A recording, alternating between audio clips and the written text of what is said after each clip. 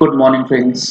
GST platform के YouTube channel में आप सभी का स्वागत है। जी हाँ friends, GSTR 3B, GSTR 1, GSTR 3B और जीएसटीआर 2A के अंदर काफी सारी मिसमैचेस जो है वो लोगों की हुई पड़ी।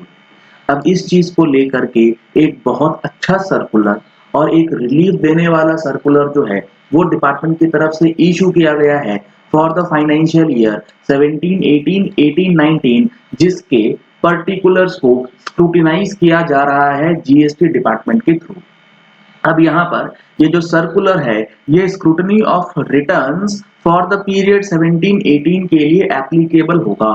इसके अंदर जो इश्यूज अराइज हो रहे हैं, इनकरेक्ट रिपोर्टिंग ऑफ जीएसटीआर 1, यानी कि जीएसटीआर 1 और जीएसटीआर 3B में आपका डिफरेंसेस है, तो उसको आप किस तरीके से हैंडल कर सकते हैं और ऑफिसर्स का क्या व्यू रहना चाहिए। इसी तरीके से issues arising from input tax credit, यानी कि आईटीसी जो आपके 3B में आ रहा है और आईटीसी जो आपके 2A में ऑटो रिफ्लेक्ट होता है उस पीरियड के लिए, उस दोनों में अगर डिफरेंस है तो आपको किस तरीके से चीजों को हैंडल करना है। अगर ऐसी कोई भी एरर या ऐसी कोई भी मिसमैच आपके फाइनेंशियल ईयर 2021 के रिटर्न में हुई पड़ी है तो आप उसके लिए करेक्शन कर सकते हैं। किस तरीके से?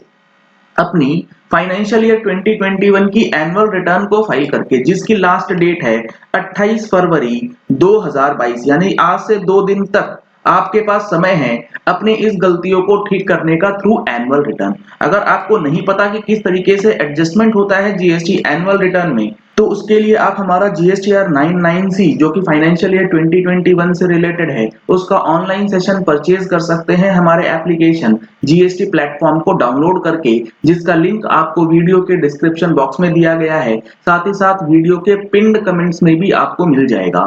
फर्दर डिटेल्स के लिए नंबर्स आपको स्क्रीन पे दिए गए हैं, इन नंबर्स पे कॉल करके व्हाट्सएप करके आप इन चीजों को कैसे आप व्यू कर सकते हैं, कैसे आप इसका बेनिफिट ले सकते हैं, उसकी फर्दर डिटेल्स ले सकते हैं। अब यहाँ पर जो ये सर्कुलर इशू किया गया है इसमें इश्यूज क्या हैं? इसमें सबसे पहला है कि जीएसटीआर 1 के अंदर टैक्स पेयर ने, जिसकी स्क्रूटिनी चल रही है, उसने क्या करा, गलती से B2B के आउटवर्ड सप्लाई में कोई ऐसा ट्रांजैक्शन शो कर दिया है जो कि वो ऑलरेडी B2C के ट्रांजैक्शन में ऑलरेडी चला गया था।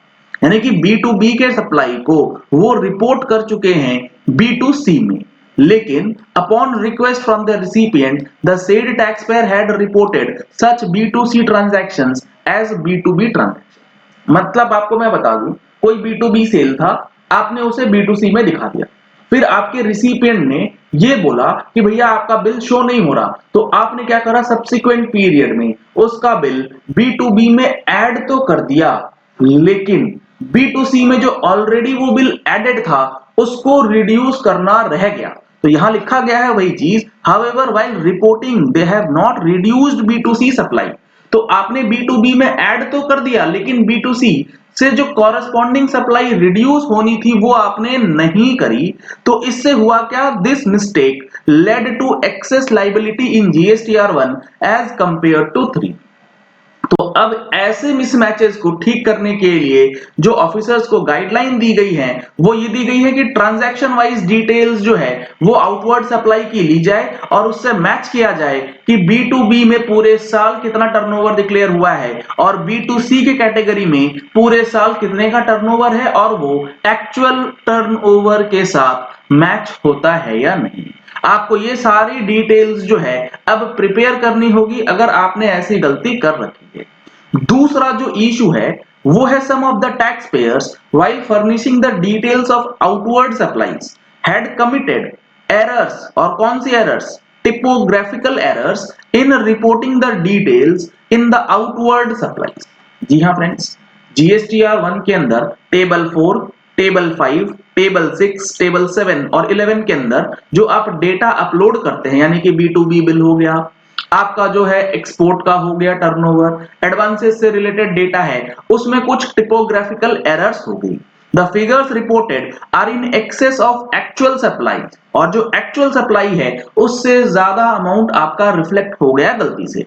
These errors led to excess liability in 1 as compared to 3B। इसकी वजह से 3B में एक्चुअल टर्नओवर गया, 1 में आपके पास कम है टर्नओवर। तो इस गलती को ठीक करने के लिए एक तो मौका है आपके पास GSTR 9, उसमें आप इन सारी चीजों को ठीक कर सकते हैं। कैसे कर सकते हैं, स्टेप बाय स्टेप आपको उस सेशन में जो मैंने आपको दिया है प्लेटफॉर्म पे उससे पता लगेगा। और यहां पर जो आपको अब इंस्ट्रक्शंस दिए गए हैं, obtain the transaction wise details of outward supply from the taxpayer and reconcile it with category wise outward supplies। यानी कि आपको अब ट्रांजैक्शन वाइज आउटवर्ड सप्लाई की डिटेल्स बनानी है, जिसको रिकंसाइल किया जाएगा आपके GSTR 1 के कैटेगरी वाइज यानी कि टेबल वाइज डेटा के साथ। Identify the category of differences यानी कि B2B, B2C, exports, adjustments of advances वगैरह वगैरह, इन सारे कैटेगरीज को 1 to 1 रिकंसाइल किया जाएगा आपके लिस्ट ऑफ ट्रांजैक्शंस के साथ। इन केसेस जहां पर B2B ट्रांजैक्शंस हैं, take undertaking of the recipient that he had not availed excess ITC on account of said errors committed by the suppliers. यानी कि आपने अगर एज अ सप्लायर कोई GST नंबर गलत डाल दिया या कोई फिगर गलत डाल दिया है, तो आपके रिसीवर ने उस गलती का फायदा ना उठा लिया हो, उसका एक अंडरटेकिंग आप लेकर के रख लीजिए अपने रिसिपिएंट से। ये आपको काफी ज्यादा मदद करेगा। एक्सपोर्ट के केस में वेरीफाई किया जाएगा आपका turnover of export while granting the refund. तो ये दो सिचुएशंस को ब्रॉडली यहां पे डील किया गया है।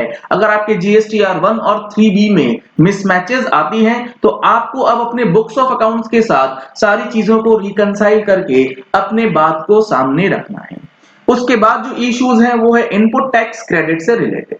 यहां पर काफी सारी चीजें बताई गई हैं कि GSTR 3B में जो ITC क्लेम किया गया है और जो आपके 2A में अवेलेबल आ रहा है, उसमें क्यों डिफरेंसेस आ सकता है। Supplier has reported B2B supply, यानी कि आपने B2B परचेज किया, लेकिन B2B सप्लाई को आपके सप्लायर ने B2C के अंदर दिखा दिया है और उसे अमेंड भी नहीं कर पाए, और अमेंडमेंट की टाइम पीरियड जा चुकी 37(3) वाली, तो वो ट्रांजैक्शंस आपके 2A में नहीं आ रहा।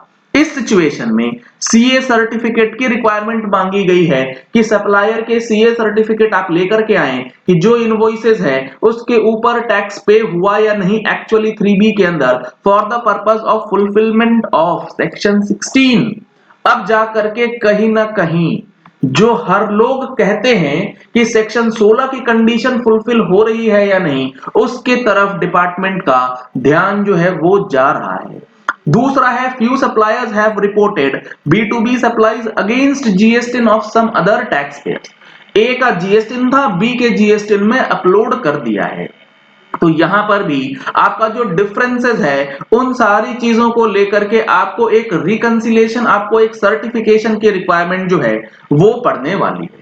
उसके बाद अगला जो है द प्रोविजो टू सेक्शन 16(4) जो रिमूवल ऑफ ऑर्डर डिफिकल्टी था, जिसने ये बताया था कि 17-18 के ITC को आप ले सकते हैं मार्च 19 की रिटर्न तक, लेकिन उस दिन तक भी आपने अगर नहीं फाइल किया या उस दिन तक फाइल करा है तो क्या होगा। The precondition that the GSTR 1 should have been filed by the supplier till the due date of filing of GSTR 1 of March 19 is only applicable to the taxpayers who have claimed ITC during the extended period। यानी कि उस extended period में जो ITC claim किया गया है वो इसी बेसिस पे होगा कि आपके सप्लायर ने अपनी GSTR 1 की अमेंडमेंट मार्च 19 की रिटर्न से पहले कर दिया। B2B transactions in GSTR 1 mistakenly reported as transactions liable to tax under RCM, but that is they were reported by the supplier in 4B instead of 4A। यानी कि था वो फॉरवर्ड चार्ज, डाल दिया गया रिवर्स चार्ज में। This data entry error is the sole cause of mismatch of liability of the recipient taxpayer.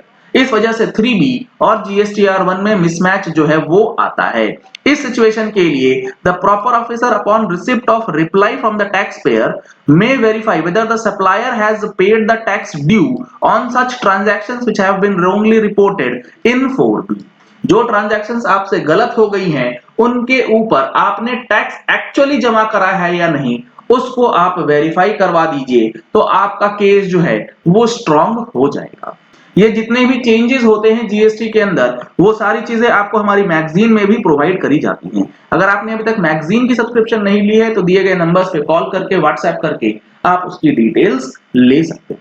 चलिए इस वीडियो को यही एंड करते हैं। आशा करते हैं कि आपको ये चीजें क्लियर हो गई होंगी कि 3B1 3B2A में जो डिफरेंसेस है उसको आप किस तरीके से सही कर सकते हैं। अगर आपने हमारे चैनल पे फर्स्ट टाइम ट्यून इन किया है तो चैनल को सब्सक्राइब करने के लिए नीचे दिया गया रेड कलर का सब्सक्राइब बटन प्रेस कर लीजिए। साथ में जो बेल आइकन है उसे प्रेस कर लीजिएगा ताकि वीडियोस की नोटिफिकेशंस आप तक रेगुलरली पहुंचती रहें। Thank you and have a nice day.